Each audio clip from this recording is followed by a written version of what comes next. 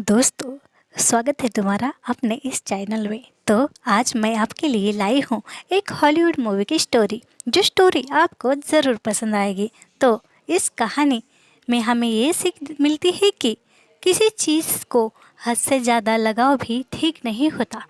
कहानी की स्टार्टिंग में हम देखते हैं डायना को, जो अभी अभी माँ बनी है, मगर उसकी बेटी टाइम से पहले ही पैदा हो गई थी, इसलिए ज़िंदगी और मौत के बीच झुलस रही थी।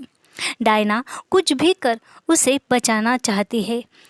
अपने बेटे को देख वो बहुत रोती है। अब कहानी आती है 17 साल बाद, जहाँ डायना की बेटी अब बड़ी हो गई थी, मगर वक्त से पहले पैदा हुई, इसलिए बहुत दिक्कतें झेलती आ रही थी।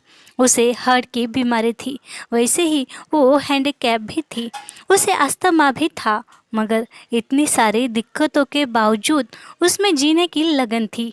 वो अपनी ज़िंदगी अच्छे से जी रही थी। उसे पढ़ लिख कर कुछ बनना था, उसे पढ़ने का बहुत शौक था। अब आगे की पढ़ाई के लिए वो एक यूनिवर्सिटी को अप्लाई कर रही थी, मगर वहाँ से कोई रिप्लाई ही नहीं आ रहा था, इसलिए वो थोड़ी नाराज़ थी। अब एक दिन वो अपनी माँ को कुछ मार्केट लाता देख रही थी। उसकी माँ मार्केट से लाई बैग्स बाहर टेबल पर रख कॉल पर बिजी हो जाती है। तभी उस बैग से कुछ चॉकलेट लेने के इरादे ऐना वहाँ आती है। कुछ चॉकलेट्स लेती है, तभी उसके हाथ लगता है एक मेडिसिन का बॉक्स, जो उसके माँ के नाम से था।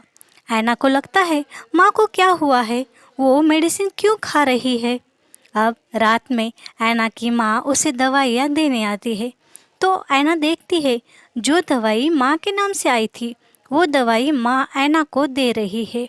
ऐना ये देख थोड़ा चौंक जाती है और माँ से पूछती है कि माँ, ये दवा तो आपके नाम आई थी, आपके लिए है। तब डायना कहती है, नहीं, तुम्हारे लिए ही है। मेडिकल वालों से कुछ गलती हो गई शायद, इसलिए उन्होंने मेरा नाम लिखा होगा। ऐना दवा खा लेती है, मगर उसे कुछ ठीक नहीं लगता। ऐना उस दवाई का नाम देखकर कंप्यूटर पर सर्च करने वाली थी, मगर कंप्यूटर पर नेट ही नहीं था। डायना ने नेट कनेक्शन निकाल दिया था। अब ऐना को माँ पर शक होने लगता है, क्योंकि उस दवाई का नाम भी छुपाने के लिए उस पर डुप्लीकेट लेबल लगाया हुआ था। ये देख ऐना का शक बढ़ जाता है। अब दूसरे दिन ऐना माँ को देखती है, वो गार्डन में पानी डाल रही थी। तब ऐना आती है फ़ोन के पास और घर के लैंडलाइन से उस मेडिकल की डिटेल्स निकालने के लिए कॉल कर पूछने लगती है।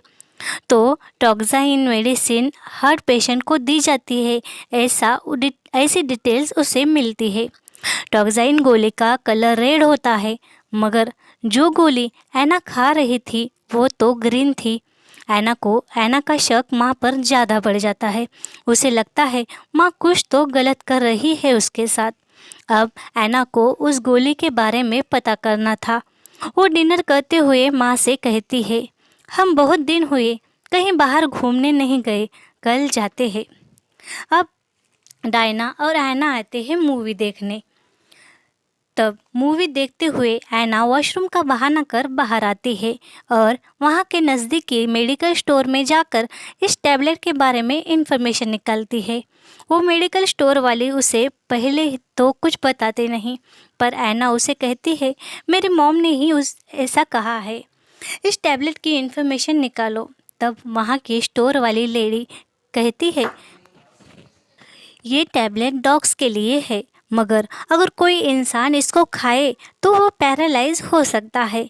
ये सुनकर ऐना के तो होश ही उड़ जाते हैं, क्योंकि उसकी माँ उसे बचपन से ये टैबलेट रोज़ देती आ रही थी। उसे माँ पर बहुत गुस्सा आता है। वो किसी से कुछ बोल पाती उससे पहले वहाँ डायना आती है और ऐना को बेहोशी का इंजेक्शन देती है।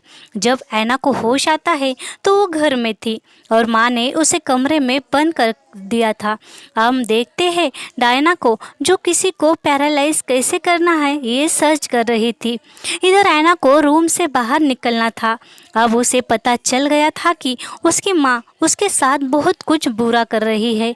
अब ऐना देखती है डायना घर से बाहर गई है। तब वो छत से इस कमरे से दूसरे कमरे में बहुत चालाकी से पहुंच जाती है। अब अपने रूम में आकर अपनी चेयर लेती है। उसकी चेयर जो इलेक्ट्रिक से कनेक्ट थी, सीढ़ियाँ उतरने के लिए जो इलेक्ट्रिक लगती थी, उस वायर को डायना ने कट कर दिया था ताकि ऐना नीचे ना आ सके। अब यहाँ भी ऐना अपनी हिम्मत नहीं हारती। हमें यहाँ ये समझता है कि ऐना बहुत ही बहादुर और इंटेलिजेंट लड़की है। वो सीढ़ियों से अपनी चेयर फेंकती है और खुद भी नीचे कूदती है। वो हैंडीकैप थी मगर दिल से बहुत मजबूत थी। अब ऐना घर के बाहर आती है मगर उसका घर सुनसान जगह था। बहुत दूर आने के बाद भी उसे कोई मिलता नहीं। वो आगे बढ़ती जाती है, तभी उसे सामने से गाड़ी की आवाज़ सुनाई देती है। वो गाड़ी को देखकर रास्ते के साइड में छुप जाती है क्योंकि उसे लगता है शायद उसकी माँ की ही गाड़ी हो। अब जब वो उस गाड़ी को पास से देखती है तो उसे समझता है ये गाड़ी उसकी माँ की नहीं। उस गाड़ी वाले को ऐना आवाज़ देती है। ये गाड़ी वाला एक पोस्टमैन था। ऐना उस पोस्टमैन को माँ की हकीकत बताती है। कहती है मुझे पुलिस स्टेशन ले चलो।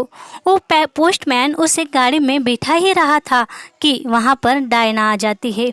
पोस्टमैन डायना को धमकाता है मगर डायना उसे ही बेहोशी का इंजेक्शन दे देती है और ऐना को घर लाकर एक अलग ही कमरे में रख देती है। उसे जंजीरों से बांध देती है ताकि वो कमरे से बाहर ना निकल सके। इस कमरे में ऐना पहली बार आई थी। ऐना देखती है तो उसे उसी यूनिवर्सिटी से बहुत से लेटर आए थे। वो यूनिवर्सिटी जहाँ पढ़ने का सपना ऐना देख रही थी, उसी यूनिवर्सिटी के लेटर्स जो उसे एडमिशन देने को तैयार थे। मगर ऐना से ये सब डायना ने छुपाए रखा था। वो लेटर देख ऐना को बहुत गुस्सा आता है क्योंकि इस यूनिवर्सिटी में पढ़ने का सपना दिल में रखकर ही ऐना बहुत पढ़ाई करती थी। अब ऐना को लगता है कि यूनिवर्सिटी से कोई जवाब ही नहीं आ रहा था। अब उस कमरे में ढूंढने पर ऐना को मिलता है एक बर्थ सर्टिफिकेट जिसमें लिखा था डायना को जो लड़की जन्मी थी वो बहुत वीक होने के कारण 2 घंटों में ही मर गई थी। यानी ये जो ऐना है वो डायना की रियल बेटी नहीं थी। तब ऐना को न्यूज़पेपर का एक कटिंग मिलता है जिसमें ऐना के रियल माँ बाप थे। न्यूज़ थी कि उनकी बेटी को किसी ने अगवा कर लिया है, कोई न्यू बर्थ बेबी को भगा ले गया। यह ये समझता है कि डायना ने ही ऐना को हॉस्पिटल से चुरा लाया था। अब ऐना के पास आती है डायना। ऐना उससे कहती है तुम मेरी माँ नहीं हो, मुझे क्यों लाई हो यहाँ। तब डायना जोर जोर से चिल्लाती है, कहती है मेरी बेटी, तुम मेरी बेटी हो, मैं ही तुम्हारी माँ हूँ, मैं तुमसे बहुत प्यार करती हूँ। यहाँ ये समझता है कि डायना अपने बेटे को खोने के बाद पागल हो गई थी। उसकी बेटी जो 17 साल पहले हॉस्पिटल में ही मर गई थी, उसके मरने के बाद डायना सदमे में चली गई थी। उसने ही हॉस्पिटल से ऐना को चुराया था और उसे अपाहिज किया था। अब हम देखते हैं डायना एक इंजेक्शन भर रही है जो डायना ऐना को देने वाली थी। ऐना उस इंजेक्शन से पैरालाइज हो जाएगी। ऐना को ये सब पता चलता है। ऐना एक कमरे में जाती है और पॉइज़न पी लेती है। पॉइज़न पीकर वो मर जाएगी ये सोच डायना परेशान होती है। डायना को ऐना को जान से नहीं मारना था, वो बस चाहती थी वो पैरालाइज रहे, जिसकी वजह से वो कभी डायना को छोड़कर ना जा पाए। डायना एक साइको थी। अब सीन जाता है हॉस्पिटल में जहाँ डॉक्टर्स ऐना के अंदर से पॉइज़न निकाल देते हैं। ऐना को होश आ जाता है। ऐना नर्स को कुछ बताती उससे पहले हॉस्पिटल में इमरजेंसी अलार्म बजने लगता है। सब लोग उधर भागते हैं। तभी ऐना के कमरे में आती है डायना और ऐना को अपने साथ ले जा रही थी। तभी नर्स ऐना के रूम में आकर देखती है, वहाँ ऐना नहीं थी। वो नर्स सिक्योरिटी को कॉल करती है। नर्स को डायना पर शक आया था। अब डायना सिक्योरिटी पर ही गन तान देती है। तब सिक्योरिटी उसके पैरों पर गोली चलाते हैं। डायना नीचे गिरती है। अब ऐना को उसके माँ के चंगुल से छुटकारा मिल गया था। अब कहानी जाती है 7 साल बाद। हम यहाँ देखते हैं डायना एक जेल में थी। वो अभी मेंटल भी हो चुकी थी। उससे मिलने आती है ऐना। अब ऐना ठीक हो रही थी। वो बिना चेयर के भी स्टिक के सहारे चल रही थी। यानी ऐना पैदाइशी हैंडीकैप नहीं थी, उसे तो डायना ने हैंडीकैप किया था। अब ऐना यहाँ डायना से कहती है, मैं अभी चल पाऊँगी जल्द ही। डॉक्टर्स कह रहे थे मैं जल्द ही चल पाऊँगी। मैं ठीक हो रही हूँ। और हाँ, मैंने शादी भी कर ली है। मेरी एक बेटी भी है जो बहुत प्यारी है। मैंने मेरे ओरिजिनल माँ बाप को भी ढूंढ लिया है माँ। अब ऐना डायना को वही टैबलेट देती है जो डायना उसे देती थी। ऐना कहती है, ये खा लो। यानी अब ऐना को लगता है डायना ठीक ठाक जेल से ना छूटे, क्योंकि अगर वो कभी जेल से छूटेगी तो वो फिर से ऐना को परेशान करेगी। क्योंकि डायना एक साइको थी और वो सोचती थी कि ऐना हमेशा उसके पास रहे। वो ऐना को खोना नहीं चाहती थी। इसीलिए वो बचपन से ऐना को पैरालिसिस होने की दवाइयाँ देकर उसे हैंडीकैप कर रही थी।